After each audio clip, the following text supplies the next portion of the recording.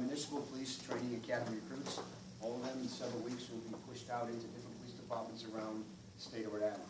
Any Pawtucket guys or gals you want to stand up, please? I'll be representing Pawtucket shortly. A couple of things I want to mention, you guys can see. Thank you. The reason we do that is because we believe that there's a perception or misperception, both words, that of what law enforcement does. We've been doing this for 5 years. This is not something we do because something just happened yesterday or something will happen tomorrow. It's our firm belief that we get out and talk to people. When we first did this in Providence, we had the same amount of people, probably less, 3 or 4. By the end of the day, we go to forums with 250 people. Some people don't always agree with us. Sometimes we don't agree with them. But dialogue. It's important that we tell you how we operate. You tell us how your perception of how we operate or what you really know about how we operate. We think that's critical in the success of what happens in law enforcement. Municipal Training Academy, you see those troopers to their left. They're in charge of training. Brian, come on in. This is Chief Brian Sullivan. He's the president of the Rhode Island Police Chiefs Association. Sorry about that. I'm from Lincoln. I got lost. And he represents the body of chiefs. This is Chief Paul King from the Pawtucket Police Department. And I don't know his guys' names, but we have a captain. Captain Santori. And Sergeant. Sergeant Theodore Judges. Captain. Tell them who you are. Captain Anderson, I'm from the Director of Training. I oversee the Municipal Academy and the Rhode Island State Police Academy. Lieutenant Scott Raines, I serve as the Executive Director of the Municipal Academy. My name is Corporal Tom Shannon, I'm the Basic Training Officer for the Municipal Training Academy. Scott Harlow, Class Training Officer. And Trooper Joy, I'm also the class training officer. That's our commitment from, we have the Rhode Island State Police, and we have the Department of Public Safety. This is this big conglomerate. They're assigned to our Department of Public Safety, they're troopers, but that's their job. Day in and day out, except for the captain. The captain works directly for me and my staff. She's in charge of all our training, from state police training and from the municipal police training. They do the same thing. Everything they learn, the troopers learn. Everything the troopers learn, they learn. It's the same thing. It only makes sense. They fall under my command since 2007. So if we're going to train one way, we should train the same. So they operate the same way we do, and vice versa. So they get pushed into your communities. You may encounter a Lincoln police officer someday with mutual aid, may come into Pawtucket to help. Adjoining towns do come when there's an issue for them, and obviously members of the state police come. So for us, we want to open up the doors to talk to you. I don't want you to be discouraged. I'm sorry? Okay. I don't want you to be discouraged because of numbers. We're not asking for 5,000 people or 2. Whoever wants to come, will come and talk to you. It's important that they hear from you, though, at the recruit age, because you can talk to me. I have 32 years in the business, and I have a different perspective than someone that's brand new in the street. The change agents, we make the change and we make policy, but they come from them. They're the people you're going to have to interact with on the street, not me. Maybe you will sometimes because I'm all over the place. But they are the people you have to talk to. So I encourage you to look at them, ask them questions. There's no guarded answers. They'll raise them, they'll ask them to stand up and address and answer a question you may have. If you have questions of me, I'll take them. You all know Kobe Dennis. Kobe's, I feel bad for Kobe because he doesn't know which way to turn sometimes because he supports police. It doesn't mean he supports police doing the wrong thing. I want to make that clear. He doesn't support that. But there's nobody in the room wearing a uniform here today that supports police doing the wrong thing. It's just the way it is. So if there is some issue in Rhode Island, you bring it to me. Particularly in Pawtucket, you bring it right to the chief. And same with Chief Sullivan. Those are the things we want to get through. We have these citizens academies, police academies we do. Ours, we have one that graduates tomorrow. We take 40 people once a year and bring them to our school, and for 6 weeks, they go through how we train. Now, you can't really go through 3 hours a night for 6 weeks and understand what they do. I don't even know the hours they do, but there's 6 months of training. And you have to understand what their training is so different. Cops, as you guys refer to them, I call them professional policing. What they go through is a 1.5 year vetting process. They apply for Pawtucket Police, and by the time they take a written test, a physical test, an oral board, a psychological test, a medical test, and they pass them, and they're accepted in the academy, then they have to go to the academy. The academy is not the best, funnest place to be. Is that fair to say? But it's done for a reason. It's almost 6 months of training. So they go through 2 years of vetting, then they get on their police department, and you may think it's over. The cops, no. They have a 1 year probationary period where they have field training officers assigned to them. That's their job to teach them now that subculture that they're gonna go out to. And that's for years. It's like a 3-year process. So I don't know where you work, what your employments are, but if you work at CVS, you have a 3-year vetting process for it. It's a very strict, everybody doesn't make it. People resign, or sometimes they're terminated from the academy, because we don't want problems. Most of that is taken care of before they get to the academy, but sometimes they just can't cut it, and sometimes it's not their fault, it's just not for them. And that's not a bad thing. If you recognize it's not for you, it's okay, because it's a different culture. So part of this process is to find people in the community that look like Kobe, or look like a Hispanic male, or an African-American female, or Laotian, someone that fits your community. Thank you. Shane. And if certified to do what they do. So if you watch somebody that comes from your community, we get that. That's a national issue. Everybody talks about it. So here, we believe Ferguson didn't happen for many reasons. Because of people like Kobe, who were in the community with us. If you don't know this, the day Ferguson was breaking, from your perspective, it may be different from ours, but prior to Ferguson, I probably met with Kobe and 25 other community leaders for a month prior to Ferguson. What's Ferguson at the time have to do it without him? Hindsight's 20/20. We know it does now, right? But we watched it. We paid attention to it because Ferguson's Providence is San Diego. You know, you live in a city-state, a state country, and really an international community because of social media and things that get out there. So we met, we talked, we had dialogue. Some of it was good, some of it was bad, and some of it was straightforward, some of it was not, some of it was nasty, some of it wasn't. But the bottom line is, we all committed that nobody wants violence in their community. I don't care who you are. If you're a career criminal, and I know a lot of them, they don't want violence in their community. Who wants a drug dealer on the street? Nobody. So we want to make sure that we connect those dots as best we can. Do we do it perfectly all the time? Certainly we don't. There's 1 million cops in this country. Think about that. 1 million police officers who are scrutinized every day, every minute, every hour. They have videos and cameras, and if they're doing the right thing. And sometimes use of force isn't pretty if you watch it, and I'm not glamorizing it, but policemen are always one level of force above the person they're dealing with. You fight with your hands, you fight with an intermediate weapon. You guys know that. If you fight with an intermediate weapon, we fight with a weapon higher than you. That's our job, to protect us and protect other people. Here, in the Rhode Island community, I think you should be, you're probably, some people not always happy with policemen, but you got some pretty good law enforcement people. You got really good law enforcement leaders, you got really good cops that come up. So when there's a mistake, you deal with it. Is there gonna be a mistake? You think any of those guys are gonna make a mistake the first week on the job? There's no question they're gonna make a mistake. They make them all the time, including at my level. They happen all the time. So if it's something that handles with a human being, you also understand that dealing with human beings. Police officer today, Paul and I were just talking about this. Your school resource officer is asked to do policy work. That's ridiculous.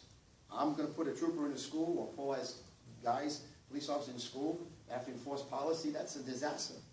You shouldn't have to enforce policy. It's the school's responsibility. The reason I'm mentioning that is because this system of justice is turned into cops handle everything. They come to your house for everything. Some of it's not non-law enforcement related. So in a school, policy instead of law enforcement. So there are a lot of different things that happen for us. We become psychiatrists, sociologists, doctors, lawyers, police officers, mothers, fathers, cousins. They're all tasked with that when they come to your house for a call. And they only know how they've been trained. They don't know all about you. They don't know that you're having a bad day, or you just got in a fight with your husband, or vice versa. And when we go to intervene to help you, do you know what happens on domestics? We go to mix it up, to stop it, and then the wife who called you because she's getting hurt is on the policeman's back sometimes, or vice versa, because it's your family. There's so many different things going on that they have to be aware of, they have to be trained for. And not every situation is going to be the same. Every situation is different. We deal with people with mental health issues that we don't even know at times. We train them quite a bit now on mental health issues so they understand better when they're dealing with somebody that has some issues that they really can't get through to. But many, many calls for service, and I can tell you from my agency and others, they get called to help somebody that is not committing a crime. They have some issue at home they haven't brought to that level, and who comes in your door? The police. And I'll close with this before we take you guys for questions, is I was at a supermarket the other day, and I pulled in like this, with a complex, and these two, 5 and 6-year-old kids were giving their mom a hard time, and she's jostling with them, like everybody's done. And she saw me, she goes, if you, and I knew what she was about to do, and I said, no, no, no. And she looked at me, said, please, don't say that. And she looked at me. And you know where I'm going? She's about to say, if you don't stop, I'm having him. This is a nice woman with 2 nice kids. But her first response with a 3-year-old would be, that's the bad guy. No, he's wearing like a Batman outfit. So it turned into a good thing, but that's what happens in our business. So we're asking people in the community to understand sometimes we get vilified because you're expected to do everything, and police are going to take you away.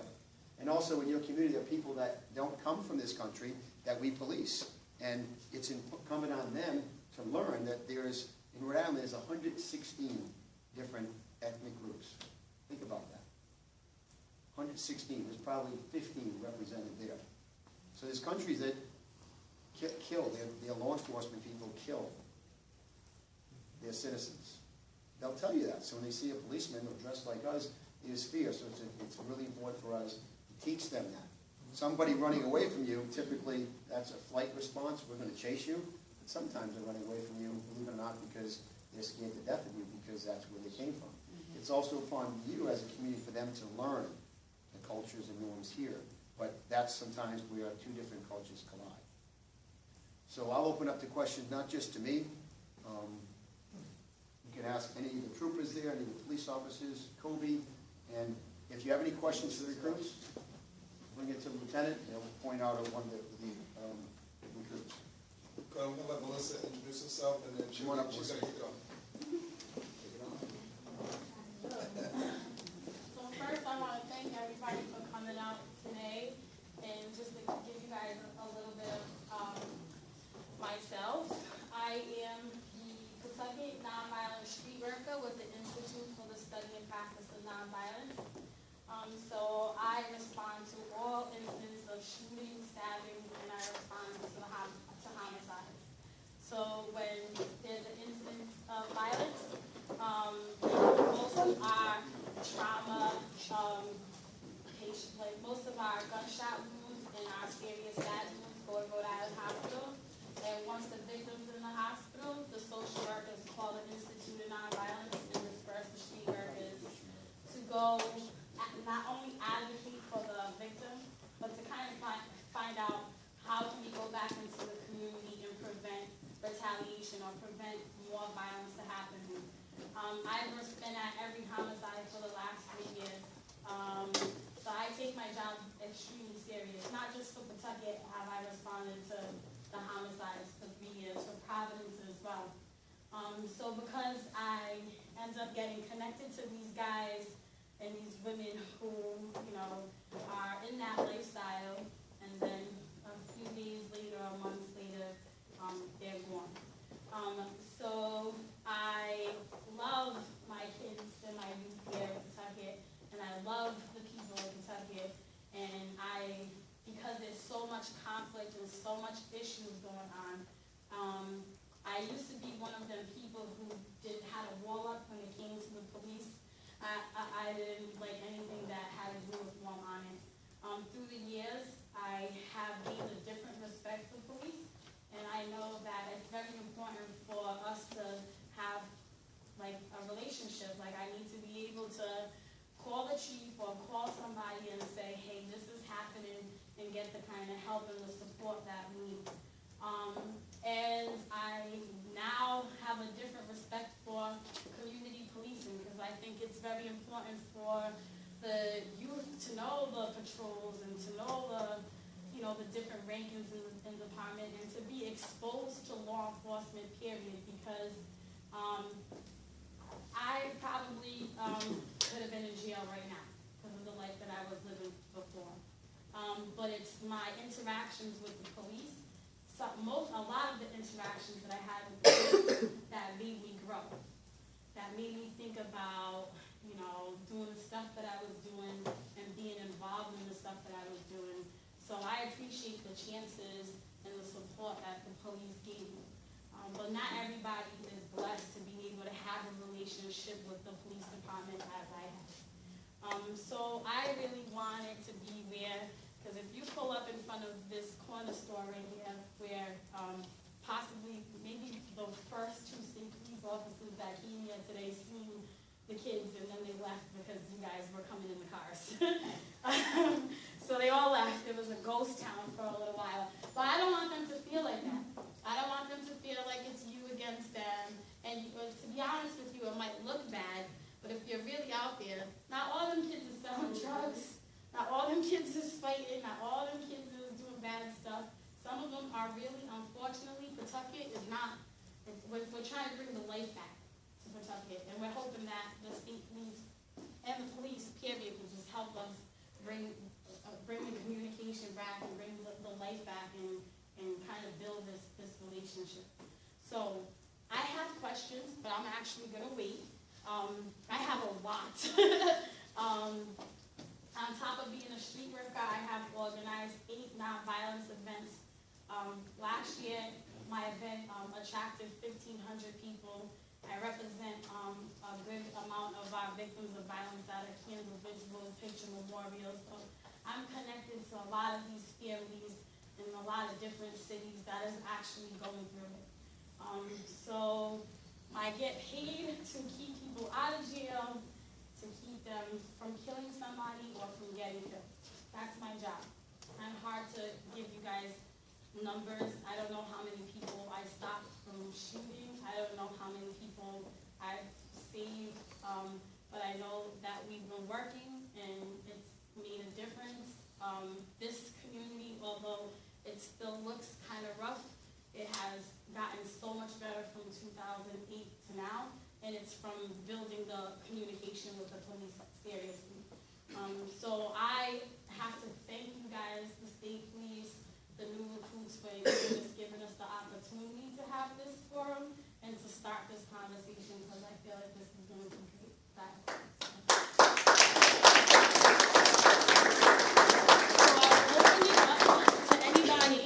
That has any questions, or for any of the recruits, right? For any of the... Well, the audience members can raise your hand and just, Melissa can come to you. You don't have to stand up. We don't have a microphone. Stand up, face the recruits, and ask them the questions. Or if you want to ask someone, maybe the chief of Pawtucket Police, if you're a resident, you can ask him a question, or the chief, or the colonel, the state police. It's up to you, the citizens. This is for you guys.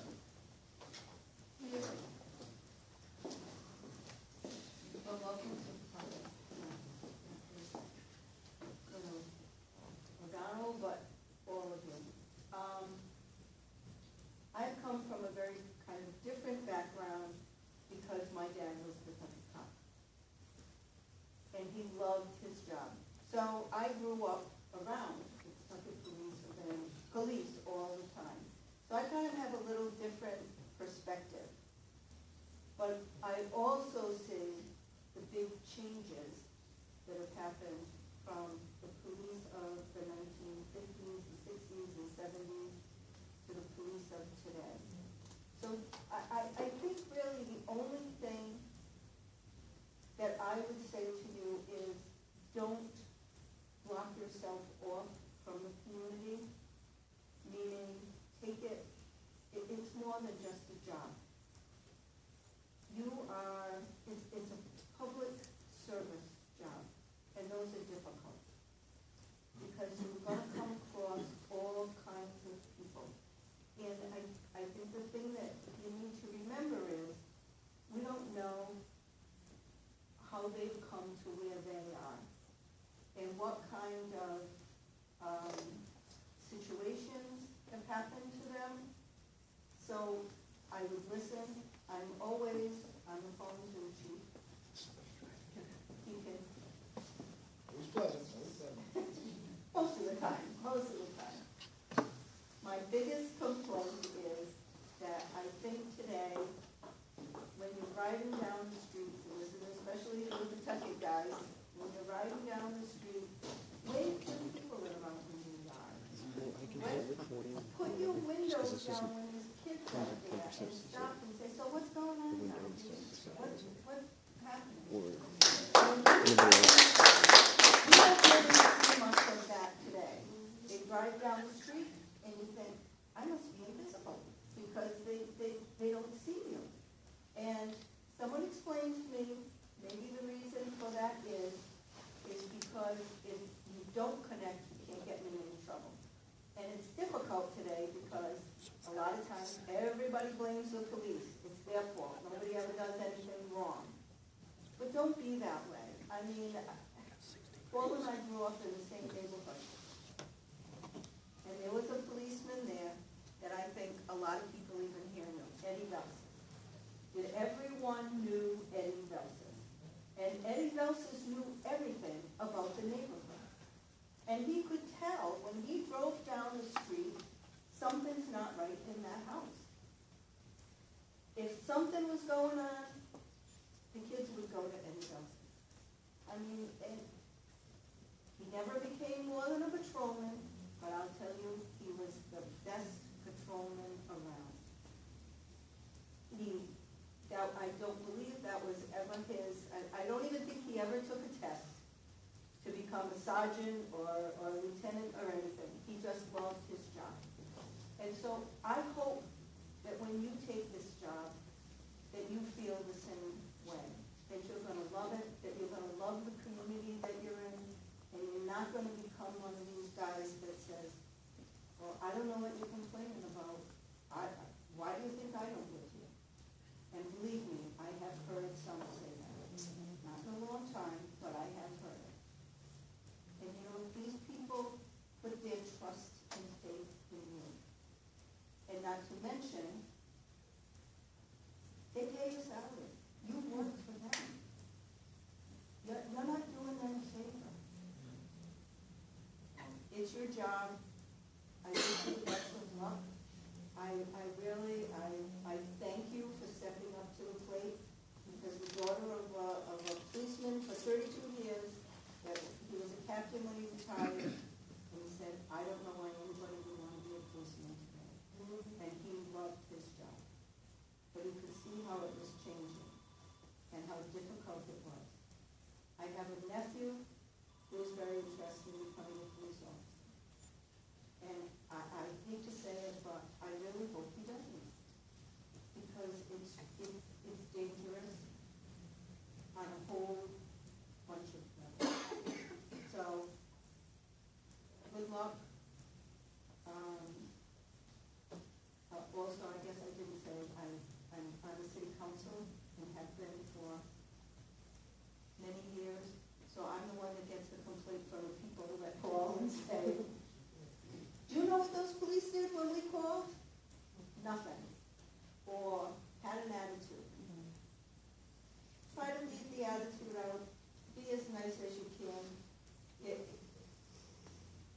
You'll be the winner, believe me. I think that diffuses things more than anything else.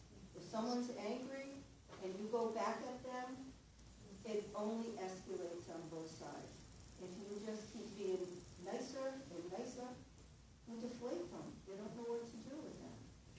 Can we let some of the recruits respond? Because I think you had a lot of good points, and I'd love to see the recruit what they have to say about it. You have a specific question? Yeah, I have to preface all this by saying that we're in the middle of training, so some of the questions that might come up, they might not know the answers to. We might not have covered that during our curriculum as of yet. We have talked a little bit about community policing and the basic model. You have to understand, there's 21 different police departments here, 43 recruits in 21 different police departments. A majority of their community policing skills are going to be developed over the next few months during their field training program. So we give them the bare bones, kind of the basic model itself of community policing, and then they're going to learn from their field training officers once they get into their communities. And they're all going to be able to understand those 116 different ethnic backgrounds that might be in their specific city or town. So if you have something, we can talk a little bit about community policing, but if you have more specific questions Yeah, for I them. didn't really have a question. Okay. I just wanted to give my point of view. Maybe I could frame it into a question. Sure. Does any of the recruits, can they tell us what their ideal idea of community policing is, just personally for themselves, well, what it means to them? I think we can handle that. Recruit Horton? This is Recruit Walter Horton. He's going to the Warren Police Department. Among other things, they have a very strenuous day, but Recruit Horton is actually our class sergeant.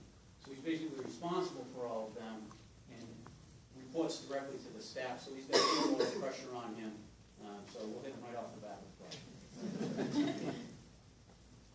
based on the training that we've received so far, as a class and myself, community policing should be, police officer in a cruiser, on the ground, walking his patrol area, getting out, meeting people of businesses, going by homes, meeting kids. I have a bike path, part of a bike path in Warren.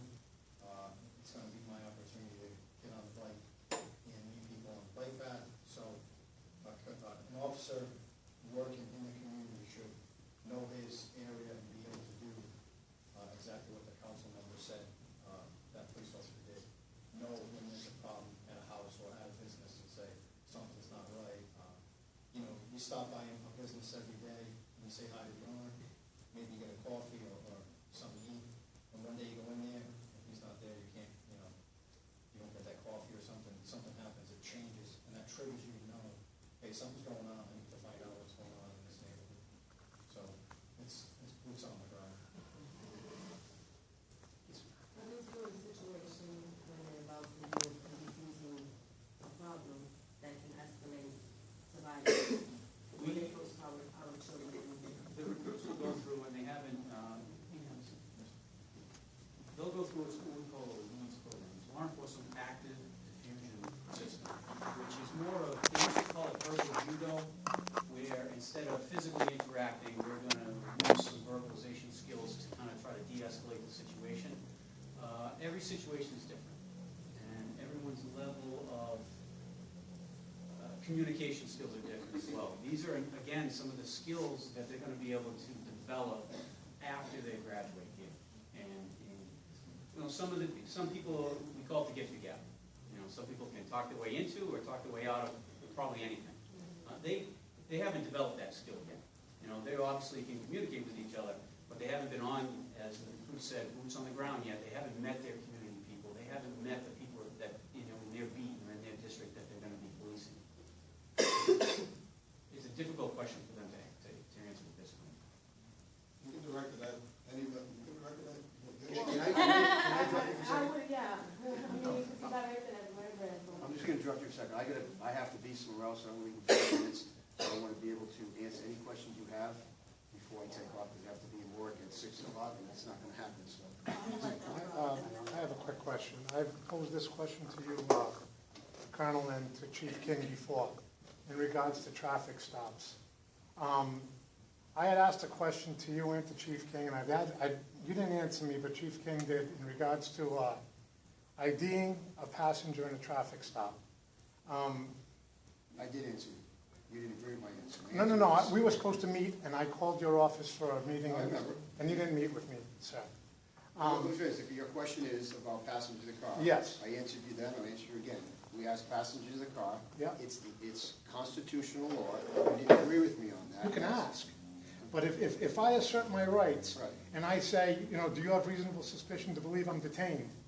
And you at that point pull me out of the car and detain me for my license, that is, you have to at least give me an answer there. You didn't. No. Well, Chief King gave me, hold on, I'm just finish going to say, Chief King said Brentwood versus California, which doesn't apply. That only applies when you have a traffic stop. Can I stop you for a second? Sure. What I don't want to do is get involved in law stuff. Well, I've asked these questions, nobody's ever Because answered I'm me. telling you, but I'm telling you, when I told you, you didn't believe me. So I don't want to have somebody here. All right, will you meet with me again, Colonel? I told you I meet with anybody, but I'm telling you, factually. Okay. This can be fact-checked, we have it on camera. Sure. That law enforcement has the duty and responsibility to identify anybody in that vehicle they want to. Without Case reasonable law. suspicion. There is identification. So Without reasonable suspicion. I Let's just clarify told you, it. you don't have to have suspicion to ask somebody for the ID. To ask.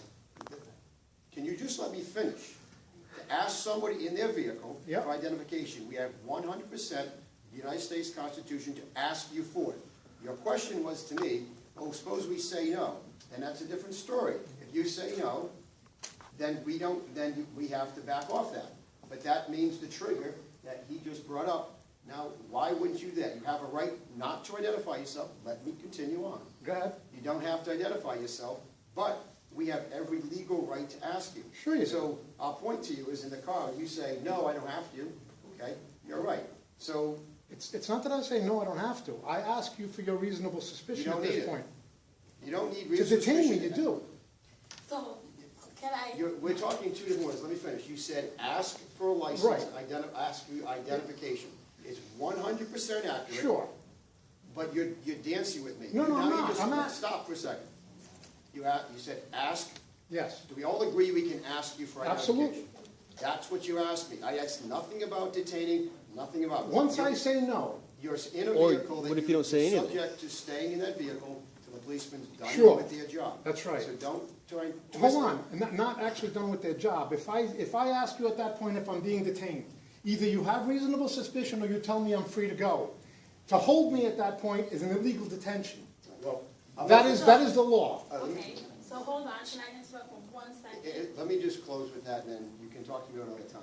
It- We're not gonna litigate legal stuff here. No, I know, but if they refuse to even answer, then you don't, that's not even a lawful No, order, right? You're in different places. If we were to stop a car with 4 people in the car, So, it's your responsibility you are legally detained.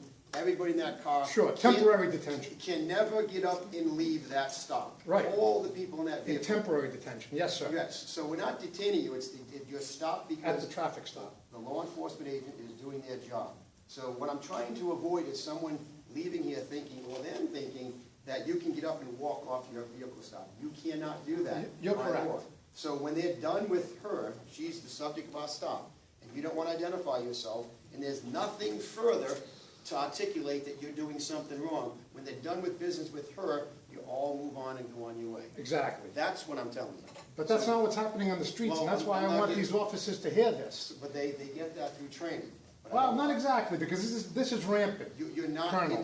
you're not in the training academy listening to them. I'm telling you what's on the streets, I know, but you're telling me in a different way. It's more of an argumentative way. I'm just telling you the law. because you're skirting my question. I'm telling you directly. If we stop this young lady for a motor vehicle violation, and these 5 ladies in the vehicle, law enforcement has 100% legal justification. ask. Can I ask, what's your name, ma'am? Absolutely. I don't want to tell you. Okay, thank you. Boom.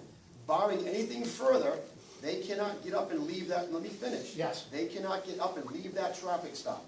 If they do leave that traffic stop, that adds to their reasonable Sure. suspicion. So, when we're done speaking to them, they do nothing illegal, nothing that would raise that level of probable cause. They finish with the driver, and then she's given a summons, or whatever happens, they're on their way. Okay, the minute you ask me for my identification, if I say to you, so, I'm Yep. sorry, I have to cut you off because I have to give other people a Sure, chance to I'm speak. fine. That- So, I appreciate it. and I have no problem with helping you follow up on this in particular situation right here at all. But I was listening because one of my, something that protocol, police protocol, people don't know it. We don't know.